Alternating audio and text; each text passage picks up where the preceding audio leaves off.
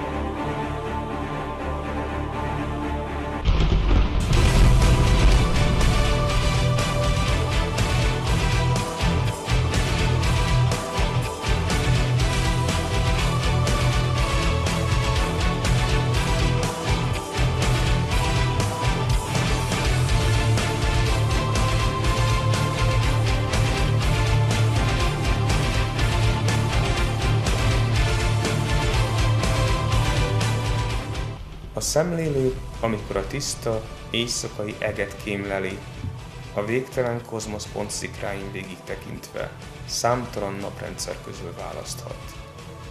A világegyetem hatalmassága sajátságos módon gondoskodott az élet jelenlétéről mindenhol, mindenféle körülmények között. Az élettelennek tűnő helyek sokszor rejtve hordozzák magukban a végtelen körforgás üzenetét.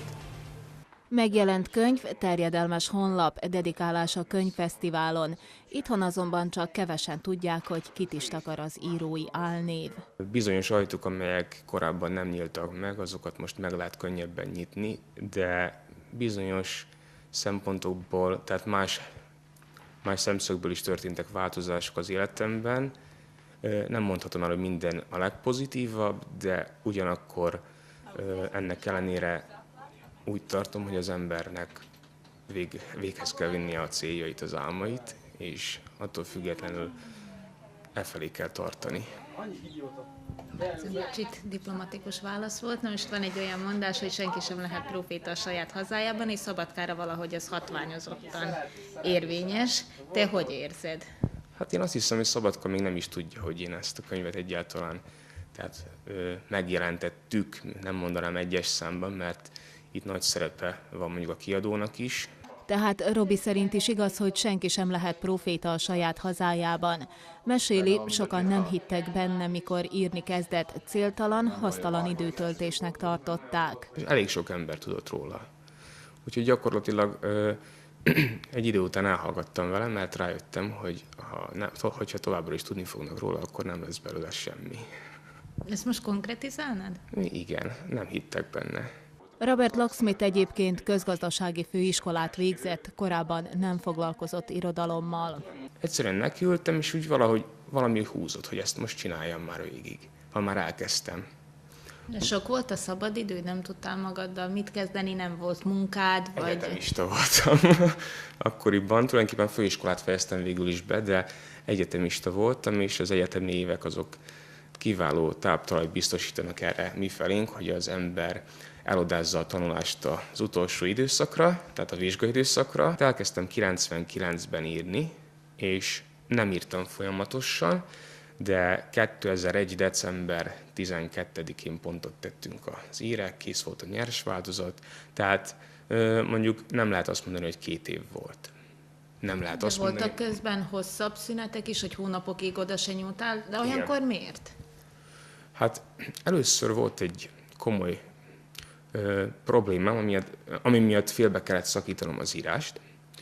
Na most ez egy olyan dolog, hogy utána én újra nekiültem, és megírtam még 1-2 fejezetet, nem tudom pontosan mennyit, egy 40 A4-es oldal volt, és utána megint abba hagytam, és az utána, hogy állt, de korábban az unokatestvéremnek küldtem részleteket, és ő megkérdezte, hogy jó van, de miért nem fejezem én ezt be kellene ezt fejezzem. Hát és addig úgy többször elmondta, hogy egyszer úgy megmaradt ez bennem, és akkor jött egyszer egy olyan érzés, mint derültékből a villámcsapás, hogy hát de most akkor gyerünk, akkor is megcsináljuk. Ez a vaskos könyv a kézirat. Mikor ez elkészült, a szerző körlevelet írt mintegy 15 magyarországi kiadóhoz. Válasz azonban évekig nem érkezett. A honlap így készült. Akkor utána úgy gondoltam, hogy igen, az embereket vizuálisan lehet jobban megfogni.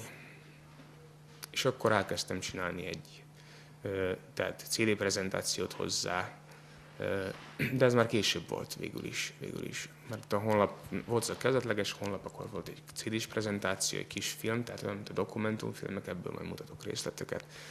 És utána, amikor ez mind meglett, az volt 2006. januárja, akkor eldöntöttem, hogy most már lehet lépni. A honlap tehát hatásos volt, az EGRI Nézőpontok kiadó ekkor kereste fel Robit. Az események innentől kezdve gyorsultak fel. Tehát vállaltak pénzügyi kiadását, és a könyvfesztivál úgy kerültünk, hogy tulajdonképpen ők ideig minden évben, hát fiatal kiadó, de tavaly és tavaly előtt is részt vettek a könyvfesztiválon, amennyire én tudom, tavaly biztos tudom. Na most idén is bejelentkeztek, tehát velem vagy nélkülem ott lettek volna, korábbi kiadványokkal, úgyhogy így kerültünk a könyvfesztiválra, ez az egyszerű magyarázat a dolognak. És milyen érzés az ott lenni első kötetesként? Sőt, innen Vajdaságból. Mint egy elveszett ember. Tehát egy hatalmas kínálat, rengeteg kiadó, több 10 000 cím, rengeteg újdonság. De milyen volt az, hogy szóval te nem a látogatók között vagy, hanem azok között, akihez oda mennek és aláíratnak? Milyen? Hát ez így nagyon jó kérdés, de erre vissza kell, hogy emlékezzek, hogy válaszolni tudjam. Hát olyan voltam, mint a megszeppent kisgyerek egyrészt, másrészt meg valahogy olyan más volt. Az első kötet 1500-as példányszámban jelent meg, ebből 1400-at rövid időn belül szétkapkodtak a könyvterjesztők, a könyvfesztiválon is elkelt belőle. Így talán nem marad álom, hogy a második és a harmadik kötet is hamarosan a könyvesboltokba kerüljön. Robi addig ezek szerkesztésén dolgozik, frissíti a honlapot. Munkahelye nincs. Tervei? Csak annyit mond, őszre készül egy nagy dobásra. Hogy az mi lesz, egyelőre titok.